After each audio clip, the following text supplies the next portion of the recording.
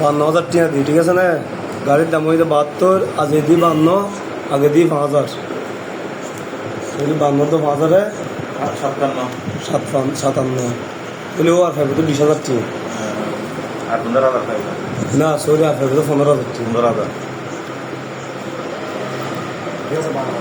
52 তো আগে দিই 5,000, তাহলে আর 40 ফাইভ দে 15,000। তুই 15,000 দিলি ডকুমেন্টস দিবে তো না, স্মার্ট কার্ড, টেস্ট টোকেন, তারপর the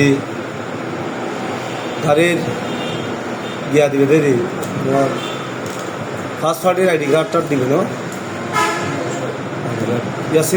first party R second party কিনতে না, ঠিক আছে। ঠিক আছে